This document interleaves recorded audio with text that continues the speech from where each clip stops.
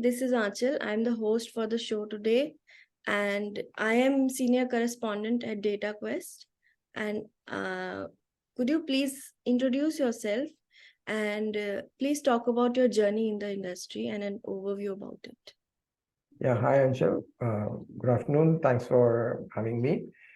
My journey has been really, really great, and been part of great product companies over the years, and with great colleagues who've built great products, great leaders who've mentored me over the years. And it gives great satisfaction to know that the products that we built has touched billions of people. I think somewhere around there, the code that I've written is probably still being used to help our customers, and that gives a good satisfaction. Way back when I joined, it was internet and mobile wasn't there, and it's a huge journey, and I've gone through that. Software used to be built and sold on CDs, and now it's SaaS, and that's a great transformational journey that I've seen and been part of.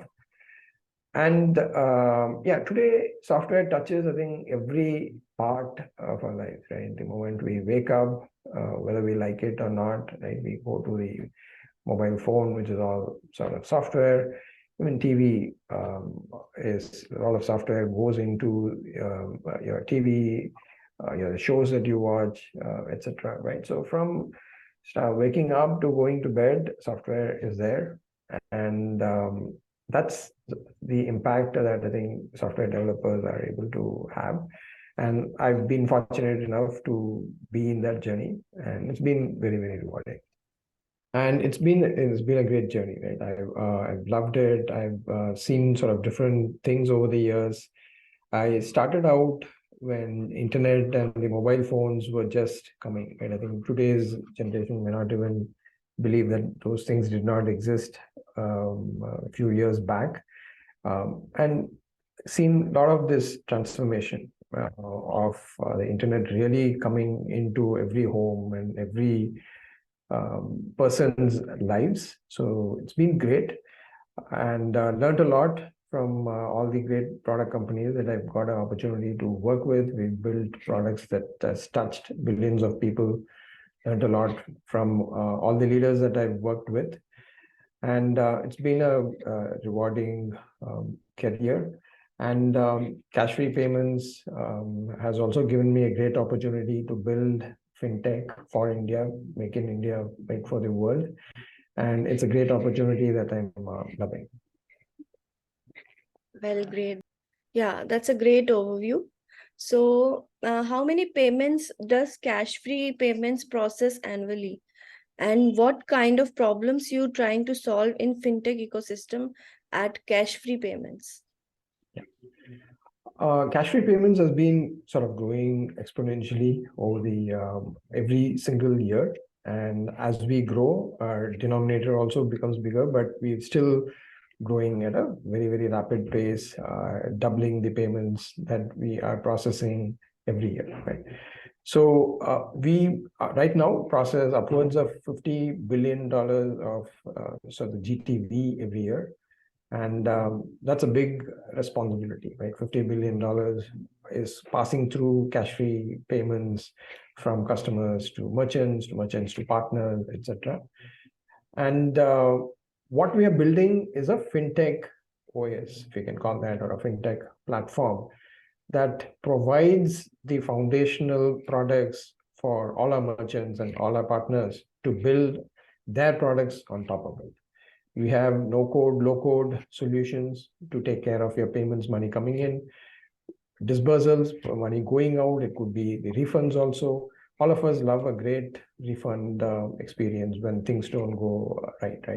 Cashfree enables our partners to have instant refunds, thereby improving their customer experience. And not just that, we have our verification suite, because anytime payments is involved, you do want to validate the person interacting with you. We have OCR there to make sure your Aadhaar and PAN and GST, etc., all can be validated, and more. Banking as a service is a suite of products that allows our merchants to create bank accounts, and then partner with us to have their prepaid cards, etc. And Cashfree is the only person to have the PAPG license, the PPI license, and the cross-border ability to make cross-border payments, right? So as India is growing in stature and GDP is growing, Indian companies are going global, right? So if they've solved their market here and they want to take their products global, they need a payments partner. Their customers might be outside of India, their suppliers may be outside of India, and we enable them to be able to move money both ways, right? So our cross-border suite also enables them. So if you can see, it's basically a 360 view of all payment-related needs are taken care of by Cashfree with a very simple no-code products that they can embed within their applications in a matter of hours, rather than spending days and months integrating or building their own payment infrastructure. Right? So we want to power our businesses so that they can spend their time in building their products, and we will take care of anything payments related for them.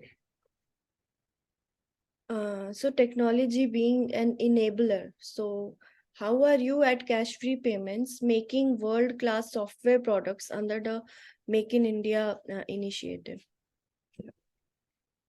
I think software in India, right, has gone through stages of evolution.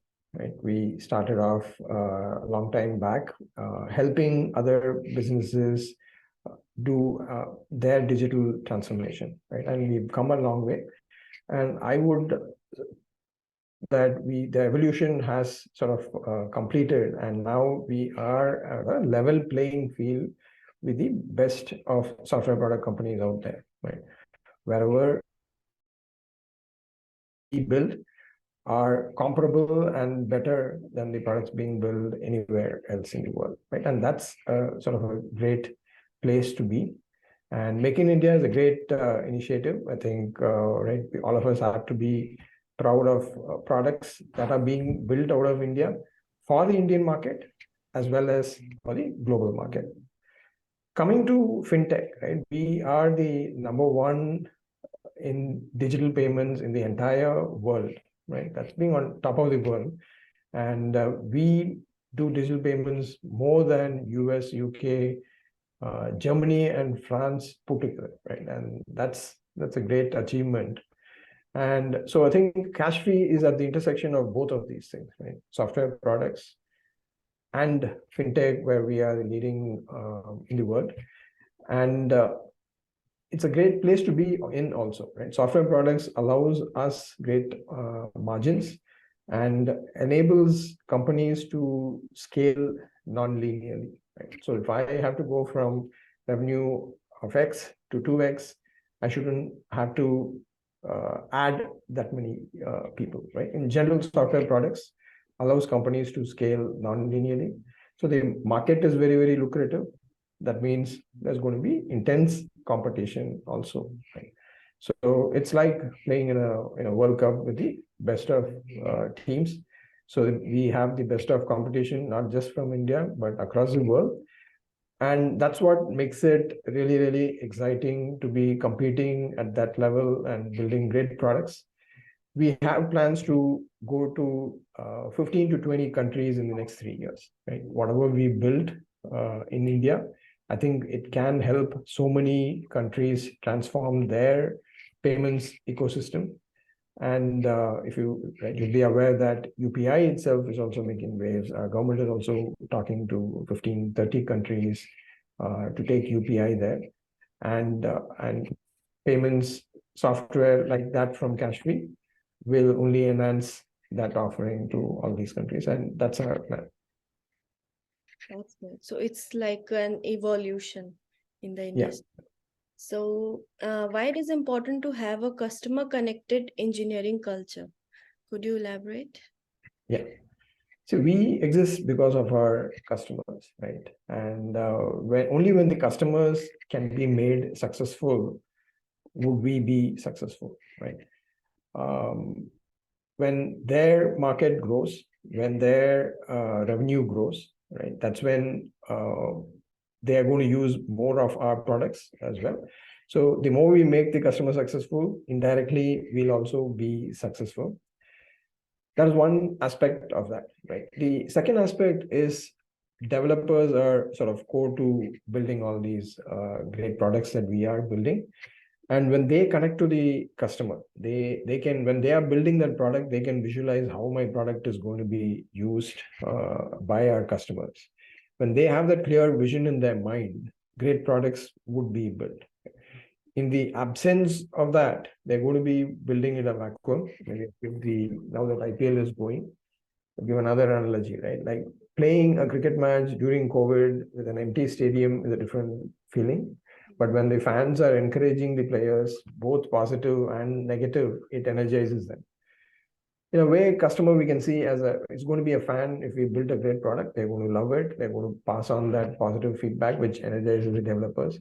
And that builds the purpose in their mind, right? I'm building this to solve this problem. I'm building this to delight this person. And when I built it, they are happy.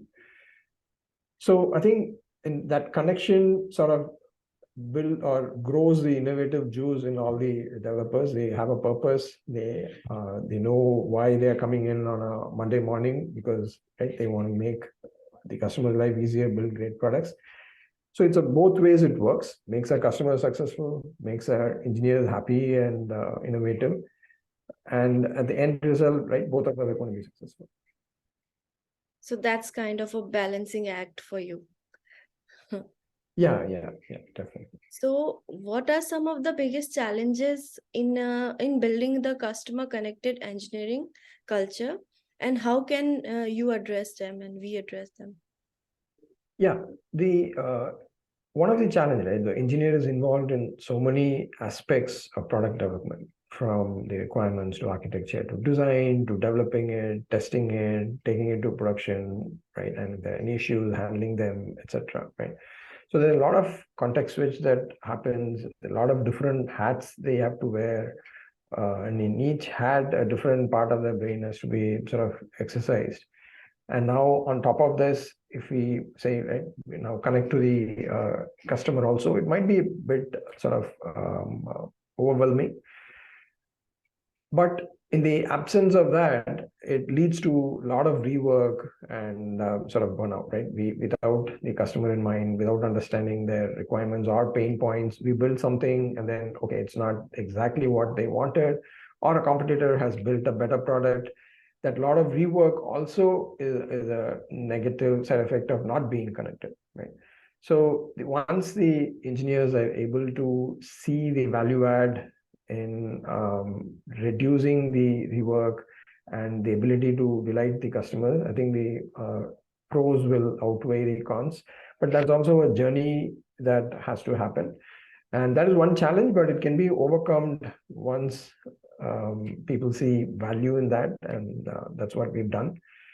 The second challenge is when there are few customers, yeah, we can connect to them. Right now, Cashfree has hundreds of thousands of merchants on our platform.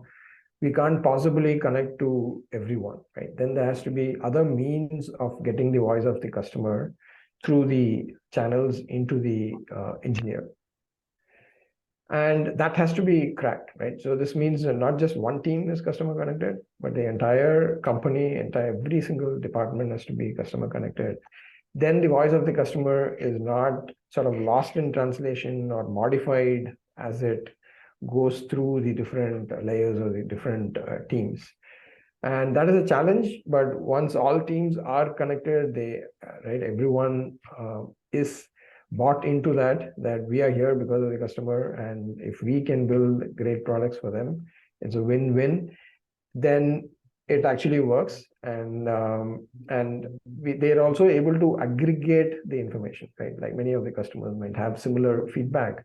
They aggregate it and make this whole process really a seamless flow of aggregated customer feedback to the product and engineering teams, who can again solve that one, right? So I think these are sort of the top two challenges. Basically, time and context switch, and that has to be sort of overcome with the conviction that I will save time down the line. And two, how do we deal with a lot of customers? How do we distill their feedback and keep it without being lost in translation?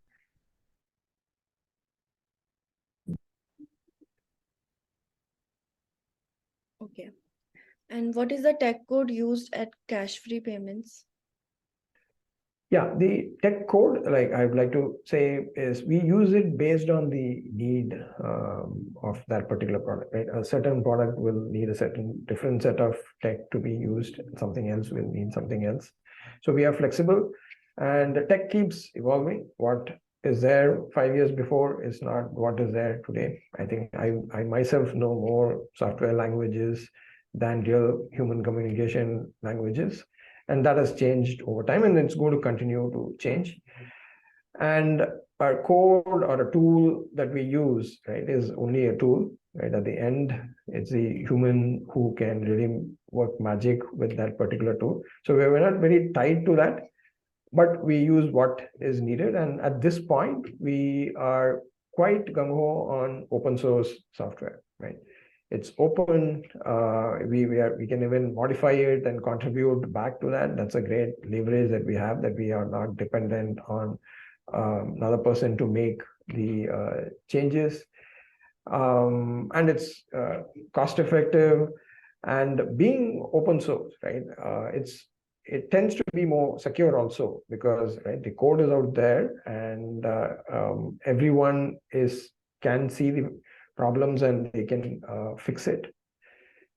And we also buy some software where our total cost of ownership is going to be lower than and maintaining certain open source software, right? So we take the call. We use like Spring Boot and Kafka and Spark and Flink, Docker, Kubernetes, and the list goes on the open source software. But in very, very certain critical areas where our total cost of ownership is going to be less, we do go in for software that we buy from our vendors as well. What role regulatory frameworks and policies play in building trust in the digital world, and how can they be improved? Yeah, I think regulatory policies are very, very important, right? And India is in the top 10 of the top digital attacks happening there, right? Because we do so much of transactions. Obviously, there is scope for some of the bad actors to be able to find vulnerabilities and take advantage of that, right? So regulations are sort of very important to sort of protect the good actors from the bad actors.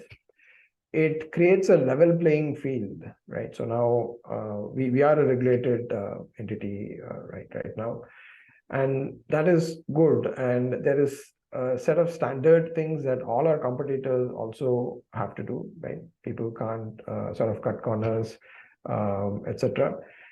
And at the end, customer is going to benefit by this regulation, right? When they know that cash-free payments is a regulated entity, and all the other players out there also is, that gives a sense of comfort that, right, there is a good level of governance, a good level of thought going into making the overall system safe, gives the comfort that they can trust and make their payments via the online means. Another one that regulation helps is right, there are multiple layers in any product that we use, multiple layers and players, right? We are on top of banks and right. So now there's a set of regulation for them also. Now that we know that our partner banks are also regulated, and hence a certain level of security, quality, uptime, etc., is ensured in them, right? Now we can concentrate on being on top of that, and then we be again, right, safe, secure, and uptime, etc. Similarly, some of our merchants, the bigger merchants, certain types of products that they use, will require us to get some certifications that they've gone through to them, right? Now, again, it's audited, they are certified, gives us the comfort that our merchants and partners are also certified, right? Now, all the layers now are secured, making the entire ecosystem secure, right? So I think regulation is very, very much needed to bring in the trust into the system. And how can companies and organizations ensure that their digital product and services are secure and reliable? And what are the some best practices for doing so? Yeah.